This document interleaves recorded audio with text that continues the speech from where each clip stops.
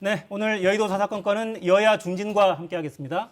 우상호 더불어민주당 의원, 조혜진 국민의힘 의원 나와 있습니다. 어서 오십시오. 네, 반갑습니다. 네. 먼저 조금 전에 끝난 국민의힘 2차 전당대회 영상부터 보고 시작하겠습니다. 최고 득표를 기록한 윤석열 후보가 선출되었음을 선포합니다.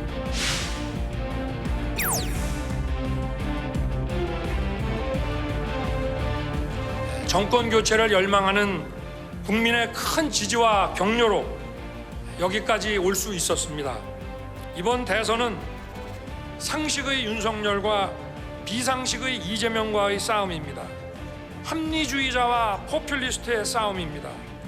또다시 편가르기와 포퓰리즘으로 대표되는 사람을 후보로 내세워 원칙 없는 승리를 추구하고자 하는 이 무도함을 심판해 주십시오.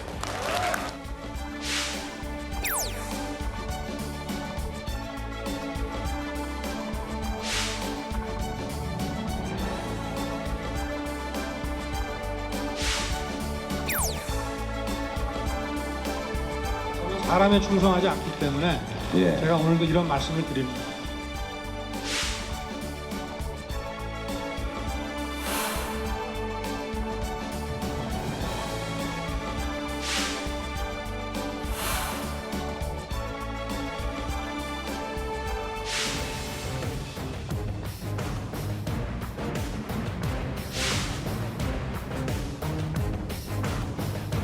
이런 부패하고 무능한 세력의 집권 연장과 국민 약탈을 막아야 합니다. 반드시 정권 교체를 이루어내야 합니다.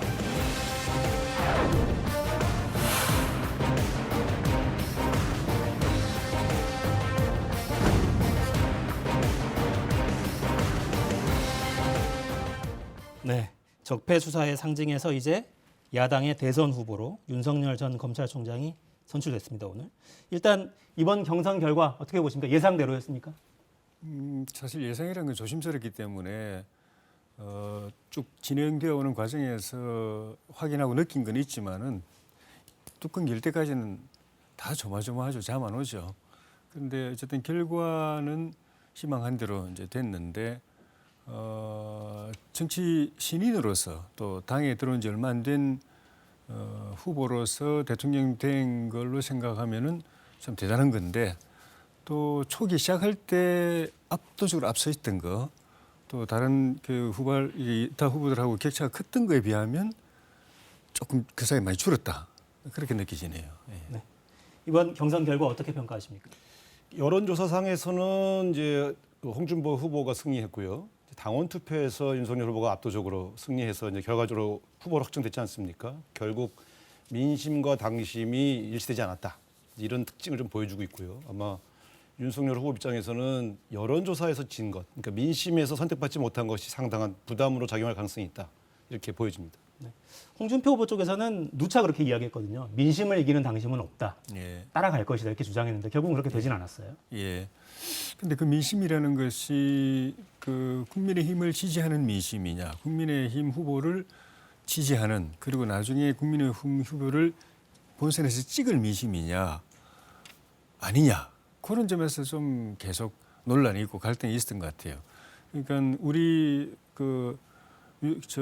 당선된 윤석열 후보든 홍준표 후보든 나머지 후보든 이 후보들을 지지한다고 이렇게 답한 분들 중에서 정당은 민주당을 지지한다고 하신 분들이 최종 대선 투표 3월 9일 투표에서 우리 당을 만약에 지지한다면 사실 이 선거는 이미 끝난 겁니다. 뭐 할 필요도 없어요. 그런데 경선 과정에서 우리 당 후보의 누군가를 지지하지만 본선에서는 결국은 자기가 민주당 지지하기 때문에 민주당 후보를 지지하게 될 경우에 그거를 우리가 감안해서 전략을 세워야 되느냐 아니면 그것도 다 우리 편이라고 생각하고 전략을 세워야 되느냐 하는 그런 점에 고민이 있었는데 어쨌든 최종적으로 우리 당 지지자들도 그런 걸 다 보면서도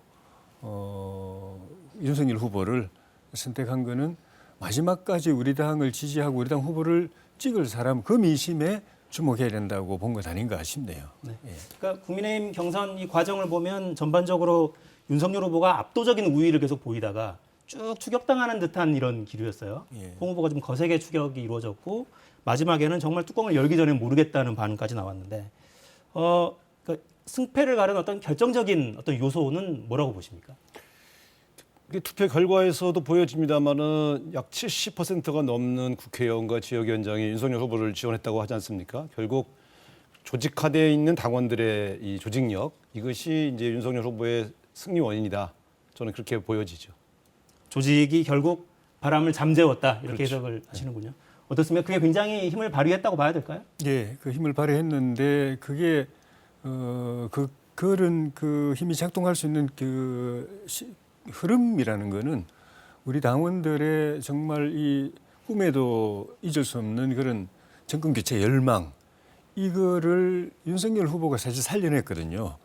뭐 그 과정에서는 이제 그 권력과의 갈등이나 또 이 대립 과정에서 보여준 그런 것이 작용을 했지만은 기존의 우리 후보들을 봐서는 정권 교체의 희망이 별로 없어 보이는데 윤석열 후보 밀어주면은 그 이 정권과 대척점에서는 상징적 존재로서 정권을 빼앗아올 수도 있겠다 하는 그 흐름, 그 민심이 윤석열 후보를 정치 현장에 불러냈는데 그 민심이 중간에 경선 과정에서 조금 이렇게 출렁거리긴 했지만 큰 흐름, 결론에 있어 가지고는 그 민심이 변화가 없었다. 그걸 보여주고 그게 우리 당심에도 영향을 미쳤죠. 왜냐하면 당심이 제일 바라는 게 그거니까 정권 교체 누구 할 거냐. 그걸 이제 바라는 건데 그 민심이 윤석열 후보에게 가 있었던 것이 결정적으로 만약에 떠나버렸다면은 우리 당원들도 다른 선택을 했겠죠. 근데 그 흐름 자체는 약간 출렁이긴 하지만 큰 변화는 없었다고 봤기 때문에 당원들도 최종적인 선택은 그걸 감안해서 윤석열 후보를 선택했다고 봅니다. 그러니까 경선 과정에서 이러저런 리스크들이 사실 많이 드러나긴 했거든요. 본인의 발언 설화들도 여러 차례 있었고 특히나 또 그 검찰의 고발 사주 의혹도 불거지면서 타격이 있지 않겠냐 생각했는데 결국 크게 흔들리진 않았어요. 특히 당심이. 네. 네. 그러니까 이제 잘 보시면은 초기에 윤석열 후보가 압도적으로 여론조사상에서도 앞서가다가 연이은 이제 실언과 실수가 연발되면서 약간 불안감이 확산됐죠. 그것이 여론조사에 전 반영됐다고 보고요. 그러나 이제 당심의 힘으로 후보가 됐지만 결국 본선 경쟁력에서 그러면 더 윤석열 후보가 지금 말씀하신 것처럼 더 우위에 있느냐? 사실은 최근에 조사한 결과에서 보면 홍준표 후보보다 윤석열 후보가 오히려 이재명 후보에게 더 뒤처지는 그런 결과가 나온 걸 보면 저희로 보면 오히려 더 편한 상대가 후보로 확정됐다. 이렇게 저는 평가합니다. 오히려 더 편한 상대가 됐다. 네. 이 부분 어떻게 해석하세요? 여당에서는 더 편하다는데. 저하고 이제 그 말씀을 나눌 기회가 있었던 민주당 의원님들이 거의 다 똑같이 그렇게 말씀을 하시던데, 저는 이제 좀 다르게 느끼는 게 첫째는 민주당이 제일 부담스러운 것이 사실 정권 교체 민심입니다. 정권 반문 민심, 정권 바꿔야 된다는 민심, 그 민심이 제일 사실 부담스러운 거고 방금 설명드린 대로 그게 윤석열의 인물을 만들어낸 거고 그것이 살아있으면은 민주당이 선거 치르기 굉장히 힘들 거고 그게 조금 풀어지거나 이완되거나 하면은 한번 해볼 만할 텐데 그 민심을 가장 강력하게 받고 있는 것이 윤석열 후보라는 점 때문에 그 윤 후보가 그렇게 편하지 않을 거다 하는 거 하고 또 현상적으로는 제가 볼 때는 이제 상적으로 볼 때 윤 후보가 편하다면은 윤 후보를 그렇게 집요하게 민주당이 공격을 했을까? 사실 다른 후보들에 대해서 민주당이 별로 이렇게 이슈를 던진 것도 없고 비판한 것도 공격한 것도 별로 없고 오로지 윤석열 후보 한 사람만 속된 말로 죽어라 이렇게 패는 걸 보고 만만한 상대면 그냥 놔둬서 후보 되게 하고 후보 되고 나서 딱 이렇게 간단히 제압할 텐데 왜 저렇게 그냥 사력을 다해서 윤석열 후보를 저렇게 공격하고 지지율 떨어뜨리려고 하고 험집내고 할까? 그건 속마음하고 다른 것 아닌가 그렇게 느꼈죠.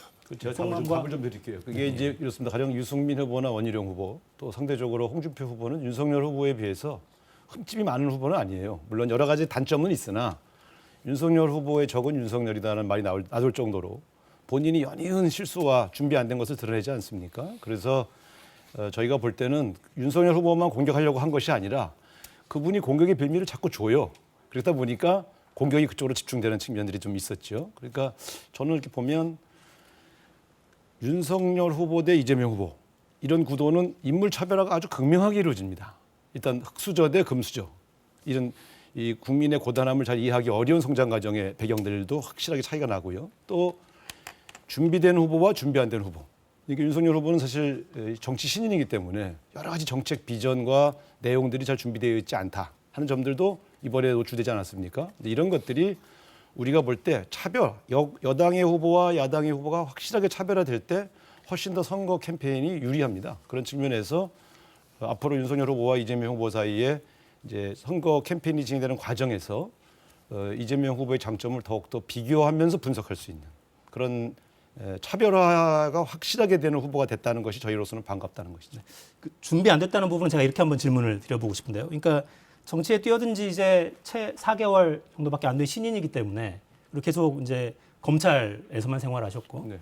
준비가 안 된 건 너무 당연하고 이건 이미 노출돼 있는 재료인 것 같아요. 그 부분에 대해서는 국민이 이미 평가를 끝낸 것 같고 그렇더라도 윤석열은 정권 교체를 위해서는 쓸만한 카드다라는 평가도 있는 것 같은데 그 부분은 어떻게 보십니까? 한 나라의 대통령이 된다는 것은 굉장히 산적한 현안들을 그때그때 결정하고 정책 방향을 쭉 끌어가야 하는 그런 자리 아니겠습니까? 그러니까 평생을 범죄자를 잡아들여서 처벌하는 일만 해보신 분이 어떻게 이러한 복잡한 이런 여러 가지 그 행정적 일들을 처리할 수 있겠느냐 하는 것들이 저는 국민의 판단 근거로 남을 것이다. 그런 측면에서 정치 신인이기 때문에 갖는 참신함은 있을 수 있지만 결국 국민들은 막판에 대통령은 그래도 수많은 현안을 해결할 수 있는 능력이 있어야 된다. 이런 측면으로 판단하실 거라고 저는 보는 것이죠. 그러니까 본선과 경선은 다를 수 있다. 다릅니다. 그렇군요. 어떻게 보세요? 그러니까 윤석열 후보가 이제 선출이 됐으니까 이제는 본선에서 당내 그 우리 정치권의 주요한 정당들의 후보들은 대부분 결정이 돼 있죠. 네. 어떤 리스크가 가장 우려되는지 어떤 걸 좀 돌파해 나가는 게 좀 중요하다고 보십니까?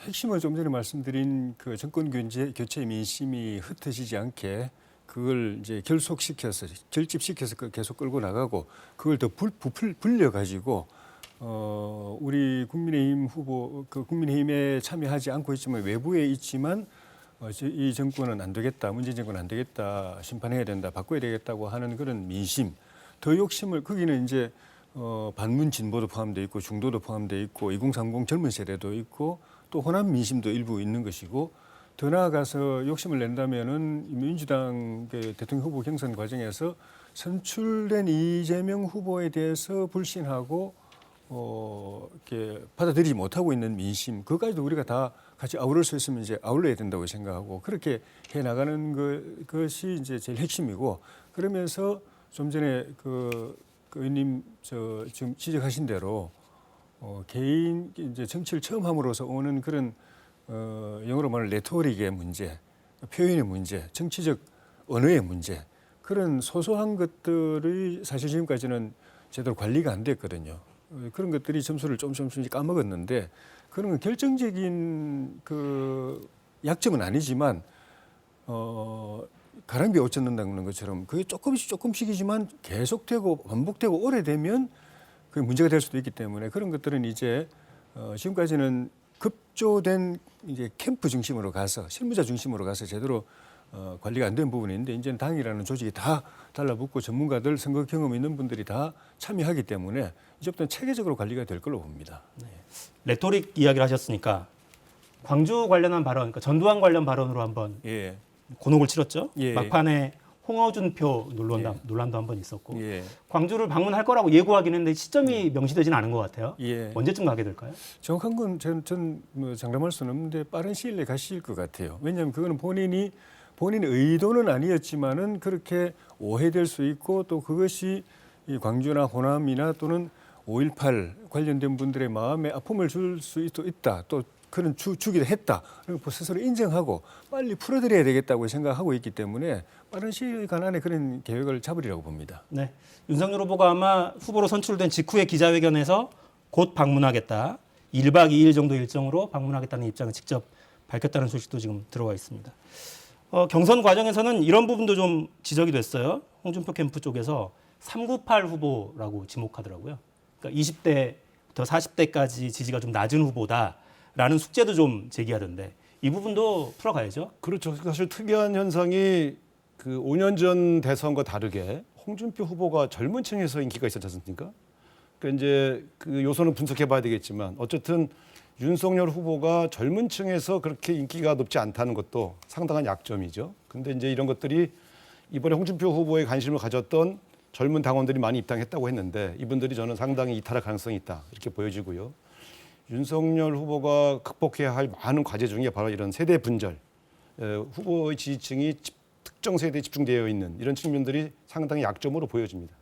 그러니까 이 지적은 어떻게 보세요? 그러니까 홍 후보에게 쏠렸던 2040, 특히 신규 당원들, 이분들은 원래 전통적인 국민의힘 지지층은 아니었기 때문에, 아니었죠. 예. 그러니까 뭔가 이 투표의 효능감이 떨어졌다고 느끼면 당적을 버릴 수도 있는 거 아닐까? 이런 예. 우려들도 좀 있는 것 같습니다. 저희 당이 이번 최근에 한 당원이 100 가까이 늘었습니다. 정말 뭐 저도 이 당에 한 30명 가까이 있어 보지만 참 전무후무한 유사일에 그런 일인데 그게 이번 대선 과정뿐만 아니라 지난번 당대표 전당대회 또 이준석 후보가 선출되는 그 과정에서부터 이제 입당 러시가 시작돼 가지고 이번 대선 과정을 거치면서 거의 배가 들어왔는데 그중에 상당수가 젊은 세대들입니다. 2030 세대들인데 이분들은 특정 후보를 지지해서 들어온 측면도 있지만은 다수는 정권 교체를 위해서 당에 들어와 있었고 또 정권 교체를 위해서 들어왔고 그중에 그러면 자기가 바라는 정권 교체의 적임자가 누구인가를 생각할 때 이 시점에서는 홍준표 후보가 더 마음에 들고 기대가 된다 해서 그쪽에 더 많이 가 있고 근데 이제 후보는 안 됐죠. 근데 이제 홍준표 후보 본인도 정권 교체를 위해서 힘을 모아달라고 이제 지지자들에게 당부도 하기도 했지만은 이분들의 처음의 목적 또 지금도 변함없는 목적은 정권 교체에 있고 정권 교체를 위해서 이 당이 선택한 후보 윤석열 후보이기 때문에 그 후보를 중심으로 해서 본인들의 궁극적 목적인 정권 교체에 도전하고 시도하는 거는 그건 바뀌지 않을 걸로 봅니다. 이제 한 가지 좀 그리고 이제 저희 이제 후보 쪽에서도 네. 그런 이제 그 동안에 제기됐던 문제점들을 보완하기 위해서 이제는 체계적으로 정책이나 공약이나 메시지나 이런 걸 통해서 이제 대안을 가지고 노력을 해야죠. 지금 이제 조혜진 의원께서 처음부터 끝까지 계속 정권 교체 여론이 높기 때문에 거기에 이제 그 편승한 듯한 또 그걸 너무 기대한 듯한 말씀을 많이 하시는데 2012년 선거 때의 당시 문재인 후보와 박근혜 후보가 격돌했을 때의 정권 교체 여론은 지금보다 높았습니다. 한 60%를 넘는 결과가 나오기도 했었고요. 그래서 저희는 당연히 문재인 후보가 당선될 거라고 확신하고 있었는데 결과적으로는 박근혜 후보가 당선됐었죠. 그러니까 저희가 그걸 분석을 해봤습니다. 개선이 끝나고 나서 정권 교체 여론이 높았는데 왜 다시 정권이 연장됐을까? 근데 신기한 것이 박근혜 후보가 당선된 것도 정권 교체다라고 느끼는 분이 꽤 많았다. 이런 것들을 보면 반드시 정권 교체 여론이 높다고 그래서 무조건 국민의힘 후보가 유리하다. 이렇게 보시는 것은 단견이라고 보여집니다. 그래서 얼마 전 송영길 대표가 이재명 후보가 되는 것도 정권 교체의 한 다른 방향으로 해석될 수 있다. 이런 이야기를 한 것은 바로 이런 점을 주목하자는 것이었죠. 네. 그게 사실은 굉장히 고민되는 지점입니다. 여든 야든 관계없이 어느 선거 때나 어느 후보나 고민되는 부분이 기존의 그 이 당 내가 속한 이 내를 뽑아준 이 당의 지지층들을 끌고 가면서 그걸로는 그 충분 조건이 안 되니까 충분 조건을 하려면 외부에 있는 표를 끌어야 되는데 그 외부의 표들은 대개 나를 선택해준 이 당이나 이 정권에 대해서 비판적입니다. 그러니까 그 사람들한테 이렇게 호소하고 표를 얻어오려면은 흔히 말하는 차별화를 해야 되는 거죠. 차별하는 방법 중에 하나가 아주 전형적인 게 내가 대통령이 돼도 정권 교체다라고 이제 내세우는 건데 그게 성공하려면은 내 이 당의 지지가 나한테 견고하게 있어야 됩니다. 내가 이 당의 현 정권 대통령하고 차별을 하더라도 일정 부분 부인하고 또는 비판하고 하더라도 이거 흔들리지 않고 그런 반면에 그걸 보고 밖에 있는 표가 나한테 와야 됩니다. 박근혜 후보는 그게 성공했어요. 이명박 후보하고 차별을 하면서도 그 당의 지지는 흔들리지 않고 또 밖에 있는 표도 가져왔고 근데 이재명 후보도 이제 그 선택 시도를 하는데 성공하면 표 얻는 데 도움 되겠지만은 사실은 지금 뭐 경선 후유증도 있고 친문의 이재명 후보에 대한 친문 이 지지층의 이 그 정치 정서라는 건 또 우리가 또 알고 있는 대로 그 만만치 않아 가지고 아마 굉장히 조심스럽게 접근을 해야 될 것 같아요. 그리고 쉽게 하다가는 밖에 있는 표도 못 가져오면서 당내 표까지 그냥 달아나는 수가 있기 때문에 정말 대단한 테크닉이 아니면 그건 성공하기 쉽지 않은 전략입니다. 그러니까 그 생각은 드네요. 그러니까 MB와 박근혜 전 대통령 사이의 그 갈등 굉장히 치열했잖아요. 그러니까 여당 내 야당 같은 느낌이 확고하게 있었는데 문 대통령 지지율이 지금도 40% 정도가 나오는 상황이고 지금 이제 이재명 후보가 얼마나 차별화를 또 할 것인가 이 부분은 숙제가 되겠습니다. 차별화라고 하는 것은 기존 정부와 정치적으로 차별하는 것은 아닙니다. 오히려 기존 정부에서 부족하다고 느꼈던 것들, 이것들을 더 새로운 정책 비준으로 제시해서 추가적인 지지를 획득하는 것이죠. 그러니까 결국 대통령 후보는 국회의원 후보나 다른 뭐 지방선거 후보보다 훨씬 더 특별합니다. 많은 국민들이 저분의 결정과 저분의 지도력이 과연 나의 삶을 바꿀 그런 후보인가를 유심하게 보고 신중하게 판단들을 하시죠. 그런 측면에서 본다면 저희로 보면 지금 정권 교체 여론이 높은 것이 부담스러운 것은 사실입니다만 그만큼 실망하신 분들이 있다는 뜻이거든요. 근데 그 실망을 희망으로 바꾸는 후보의 정책 비전이 전 준비되어 있다고 보고 이재명 후보는 성남시장 도지사를 거치면서 경기도에서 70% 가까운 지지를 받았던 분 아니겠습니까? 그러니까 이미 검증된 겁니다. 그렇기 때문에 윤석열 후보는 아직 보여준 게 거의 없지요. 이제 앞으로의 경쟁에서 두 분의 정책 비전이 이제 불꽃 튈 텐데 저는 아무래도 경험이 있고 검증된 후보의 정책 비전이 훨씬 더 설득력 있게 국민들에게 다가가지 않겠냐 이렇게 확신합니다. 네. 이제 선수가 확정된 단계이기 때문에 지금 상황에서의 지지율이 크게 의미가 없을 수도 있겠습니다만 저희가 그래픽을 좀 준비하는데 한번 보시죠. 정당 지지율을 좀 보시면 이번 주가 좀 유독 이렇습니다. 하락폭이 좀 크죠. 그러니까 국민의힘 입장에서는 골든 크로스 크게 치고 올라간 모습이고 그리고 대선 후보 가상 대결을 봐도 국민의힘 입장에서는 골든 크로스, 민주당 입장에서는 데드 크로스가 나타나죠. 일단 지금 당장 보이는 이 흐름은 어떻게 좀 해석하시는지 여쭤보겠습니다. 선거는 진행되는 과정에서 돌출하는 변수, 또 이슈, 또 후보 개개인의 또 장점과 또 실수 이런 걸 통해서 그때그때 여론이 반응하면서 출렁거리죠. 출렁거리는데 그게 막 그 아무 일관성 없이 그냥 갑자기 국민들이 어느 후보를 되게 좋아했다가 갑자기 싫어했다가 또 어느 날 갑자기 이유 없이 갑자기 또 좋아했다가 이러진 않거든요.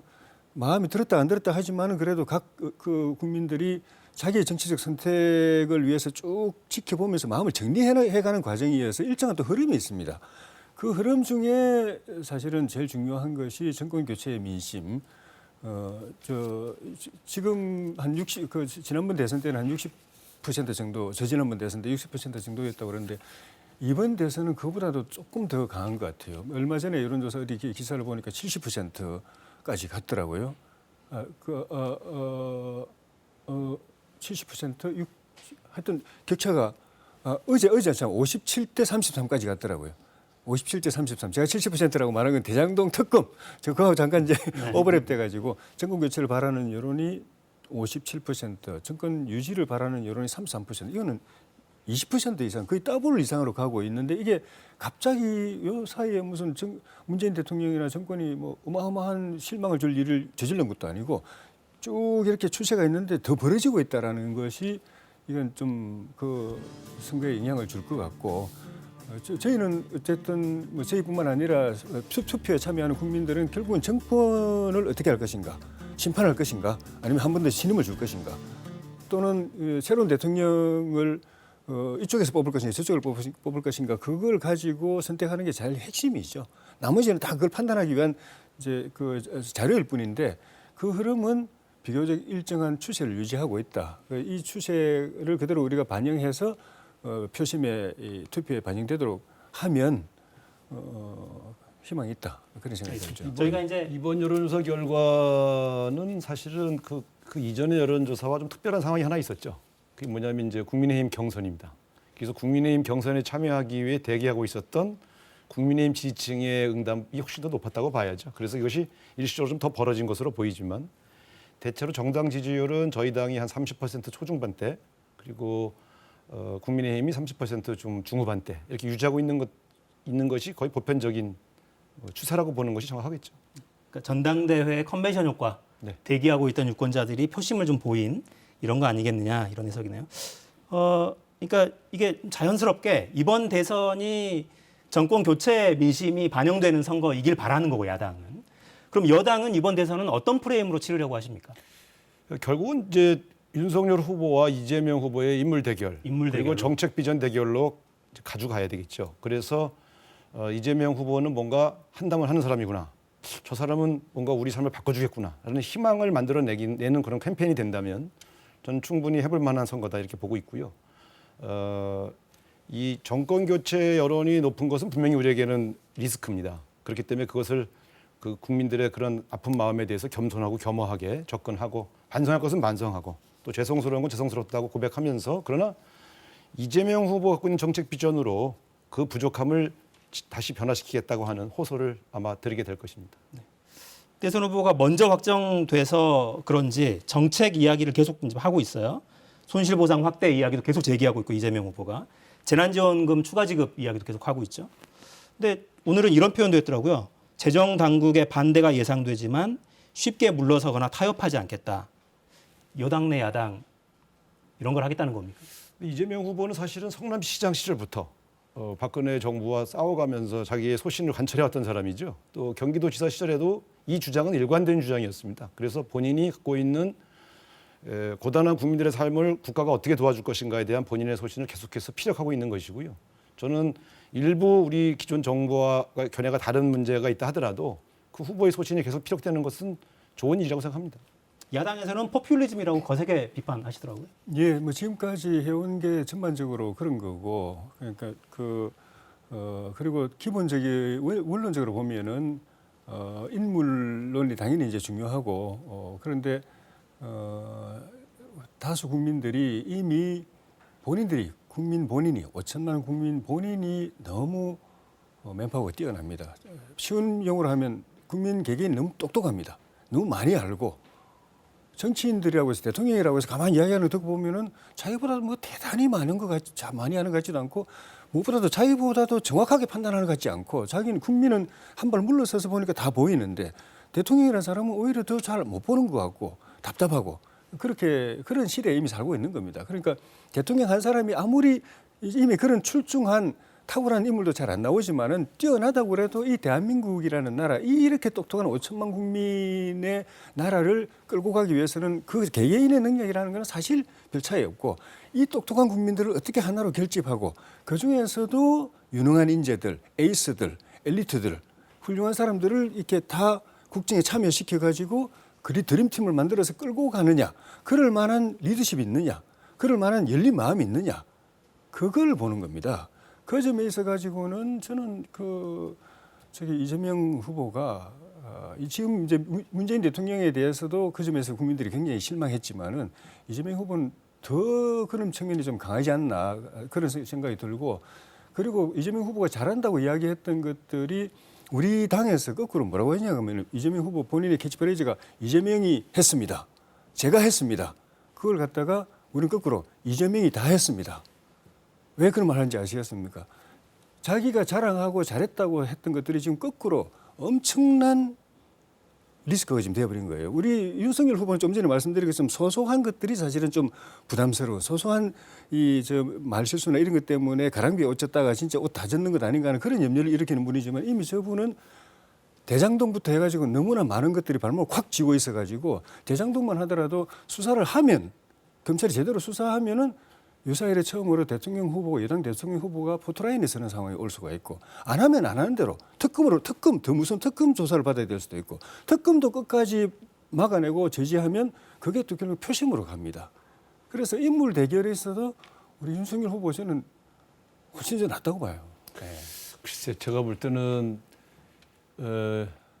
우리 직장인들에게 120시간씩 일을 시켜야 된다고 말씀하신 분이고 또 식용계와 반려계가 따로 있다고 말씀하시는 분이고 심지어 전두환 씨의 리더십을 배워야 되겠다 이런 주장을 하시지 않습니까? 그래서 저는 이런 사고와 이런 현실을 모르는 이야기를 하시는 분이 대통령이 되면 과연 이 나라가 어디로 가겠는가 하는 걱정을 안 할 수가 없는 것이죠. 그러니까 지금 뭐 좋은 인재들을 발탁해서 드림팀을 만들겠다 그랬는데 검찰총장 하실 때 그렇게 하셨나요?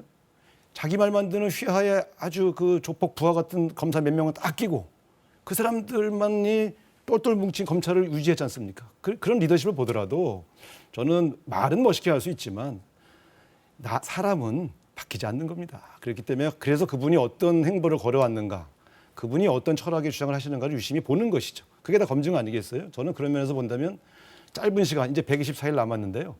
그 사이에 배워서 대통령이 될 수 있겠습니까? 그런 측면에서 저는 반드시 이재명 후보와 윤석열 후보의 차별화가 국민들에게 윤석열 후보가 대통령 되면 검찰공화국 되겠는데 위험한데요. 저 사람이 너무 현실을 모르는 것 같아. 이런 불안감이 굉장히 파급될 거라고 좀 확신합니다. 질문을 이렇게 한번 드려보고 싶은데요. 예. 그러니까 지금 저희는 후보를 놓고 이제 어떻게 비치겠느냐를 주로 이야기하고 있는데 조금 정책적으로 들어가서 예. 그러니까 코로나19로 인한 민생의 고통은 뭐 이루 말할 수가 없는 상황, 2년이 다 돼가니까요. 손실보상 혹은 재난지원금을 좀 두텁게 해서 경제를 좀 살리는 게 좋지 않겠냐. 우리 재정 여력도 충분하지 않느냐. 그러니까 선진국보다 지원을 덜한 건 사실이니까요. 국가 재정에 비해서. 그러니까 규모에 비해서도 그렇고 전체적으로 지원 규모도 작았던 건 사실인 것 같습니다. 그래서 이런 것들은 정치권에서 좀 논의해주면 안 되겠느냐. 이런 여론도 있긴 합니다. 어떻습니까? 그 부분에 대한 국민들의 평가도 최근에 여론조사를 보면은 거의 이제는 그 휘둘리지 않는 상황, 국민들도 거의 처음에 막 줄 때 좋아하던 거 하고 저 돈이 어디서 나오냐, 하늘에서 떨어지냐, 다 우리 세금이다. 결국은 우리한테 걷어가지고 우리한테 생색 내는 거래. 거의 다 아는 것 같아요. 여론조사 결과를 보면은 그게 이제 별로 먹히지 않는 상황이 된 것 같고 윤석열 후보 검찰 관련해서는 저는 한마디 이제 말씀드리고 싶은 게 그동안의 역대 검사들 중에서 정말 훌륭한 검사로 뛰어난 검사는 많이 있었는데 검찰 조직 안에서 후배들이나 동료들로부터 많은 사람들로부터 이렇게 존경받고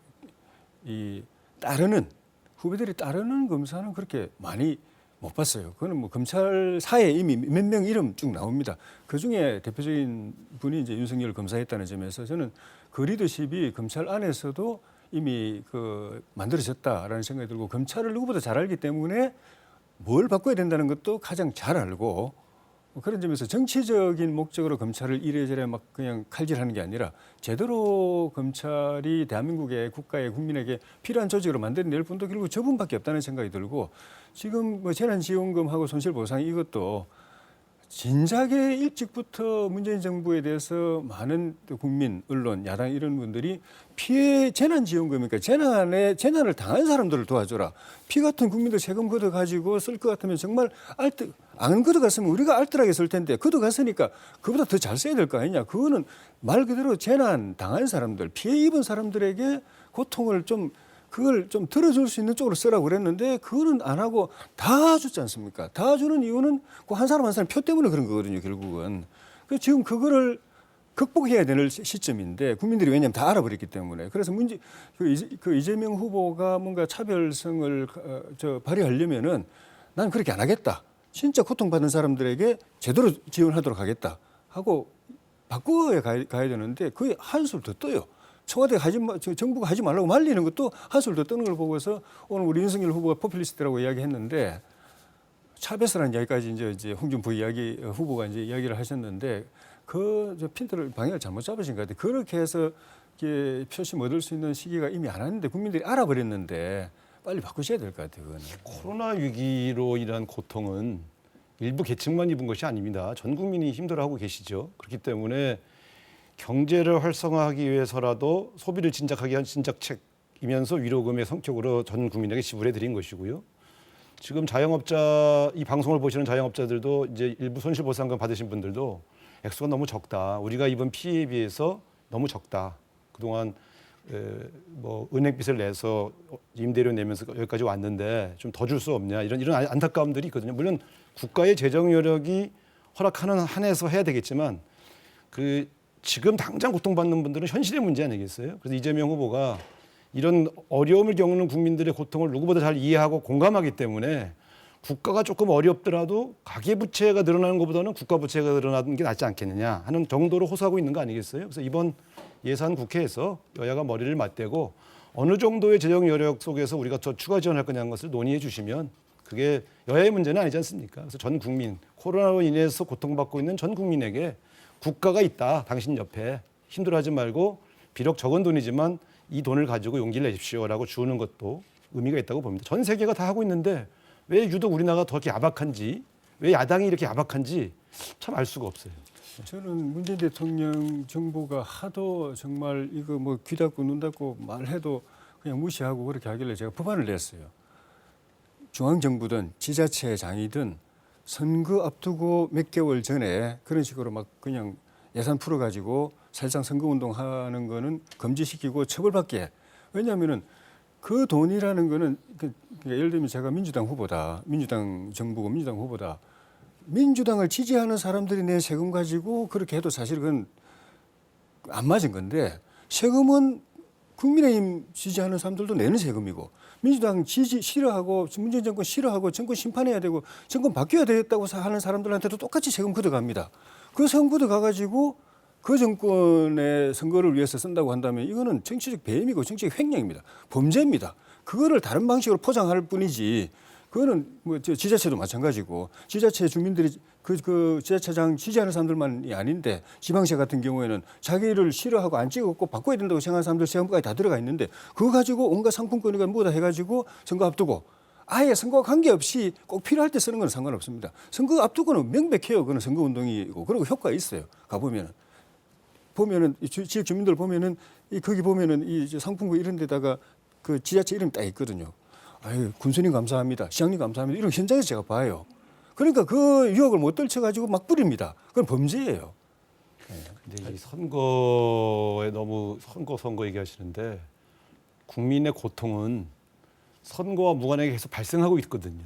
그렇기 때문에 이 선거 시기에 이 지급한다 하는 문제에 대해서 예민해질 수는 있겠습니다만은, 지원을 할 거냐 말 거냐의 철학에 관한 문제지, 이게 지금 선거냐 아니냐 쪽에만 너무 집중하는 것은 국민의 삶을 책임져야 할 정치 세력이 계속해서 얘기할 내용은 아니라고 보여집니다. 네. 그러니까 그런 생각은 드네요. 그러니까 우리 국민들이 이제 고무신 받고 막걸리 얻어먹고 표를 찍는 그런 수준은 아니기 때문에, 대통령이 무슨 말을 해도 그렇게 말씀하셨잖아요. 잘 모르면서 저러는데 이렇게 평가하고 비판할 수 있는 정도의 민도가 됐기 때문에, 고통에 대해서는 좀 정치권에서 특정 뭐 표를 얻기 위한 거다 이렇게 비판만 하지 말았으면 어떨까 이런 생각도 들긴 하네요. 고통받는 사람들에게 줘야 되는 거죠. 사실은. 고통받는 그런데 사람들에게. 제가 피해를 안 입은 사람들도 굉장히 많고, 거꾸로 코로나 때문에 대박친 사람들도 엄청 많습니다. 알겠습니다. 근데 그 사람들은 사실 받기 미안해요, 민망해요. 안 받고 싶은데도 강제로 다 줍니다. 네. 근데 그거 정말 아쉬운, 정말 숨 넘어가는, 목이 타는 데는 제대로 안 줘요. 이건 말이 안 되는 거죠. 알겠습니다. 강제로 준다는 말은 어폐가 있고요. 신청하신 분에게 드립니다. 네. 근데 김부겸 총리도 오늘 국회에서 그런 취지로 이야기하긴 했네요. 전 국민 보편 지급 이후에 너무나 많은 소모를 치렀다. 옳은 방식인지에 대해서도 논의해야 한다. 이런 입장을 내기도 했습니다. 자, 이제 이재명 후보, 윤석열 후보의 대장동 그리고 고발 사주 관련 의혹 발언 듣고 계속 이어가겠습니다. 진실이 아니길 바라긴 하지만 본인이 적폐 그 자체였던 것 같습니다. 검찰권을 사적으로 남용한 데 개입했다는 의혹이 지금 계속 나오고 있는데 정말 아니길 바라고요. 지금 뭐 자기들의 얘기고, 지금 어제 오늘이 투표죠. 또 이게 시기에 맞춰서 또 이런 거를 한 것 같습니다.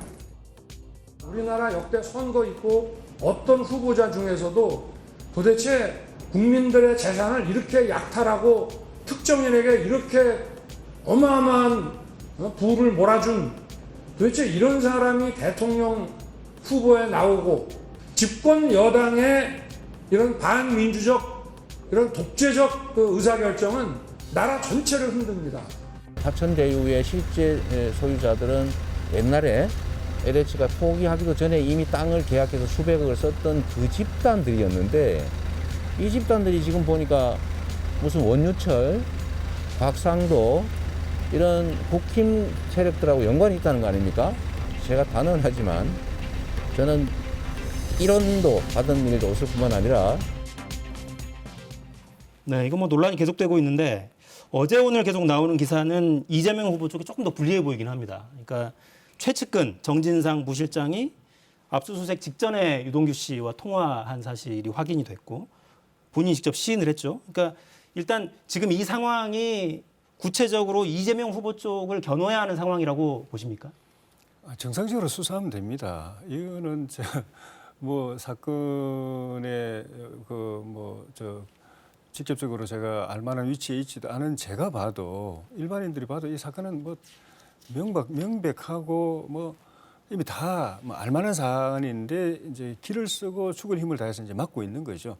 거기에 검찰도 공수처도 이제 같이 관여해서 제가 볼 때는 이걸 어떻게 이재명 후보를 피해갈까, 이기 때문에 지금 대다수 검사들이 뭐 일부 검사들은 제대로 해야 된다. 이거는 검찰의 명운이 달려 있고 나중에 우리 개개인이 법적으로 책임져야 될지도 모른다고 제대로 하자고 하는 검사들도 있는 것 같아요. 그런데 그 검사들은 이제 배제당하고 수사에서 이제 멀어지고 이렇게 되고 있는 것 같은데 전체적인 이 검찰 라인 위에 라인부터 이제 현장에 수사하는 수사팀들은 이재명 후보를 어떻게든 이게 피해 가려고 하다 보니까 다른 수사도 못 하는 것 같아요. 보니까 이 수사하면 이재명 최종적으로 결국 다 그쪽으로 이제 연결되어 있으니까. 그리고 본인이 국정감사에 대해서 답변하거나 아니면은 언론의 질문에 대해서 답변하거나 하면서 자기 변호한다고 하면서도 막 말을 했기 때문에 일부는 자기한테 이제 변호하는 이제 논리였지만은 다른 거는 오히려 자기가 자기 스스로 이제 범죄 사실을 시인하는 발언도 엄청 많아요.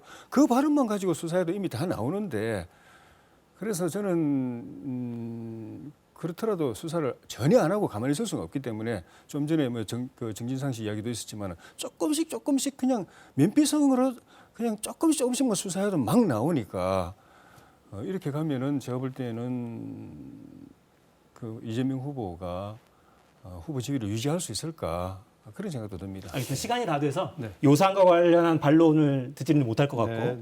고발 사주 의혹 관련한 것도 계속 지금 나오고 있어서 네, 김용원 녹취록도 나왔지 않습니까?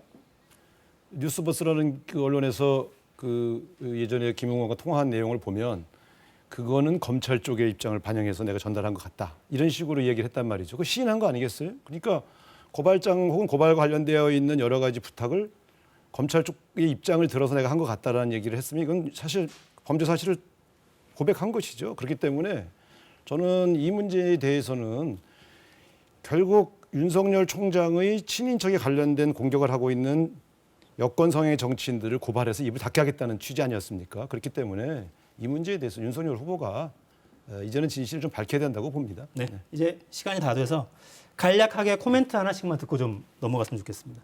제3지대도 지금 계속해서 이야기가 나오고 심상정, 안철수, 김동연 이 세 분이 연대할 수 있는 거 아니냐 이런 이야기도 나오는데 제3지대의 가능성 어떻게 보시는지 짧게 좀 듣겠습니다. 첫째는 그 세 세력이 정권 교체의 결론으로 하나로 일치돼 그 계속 가느냐.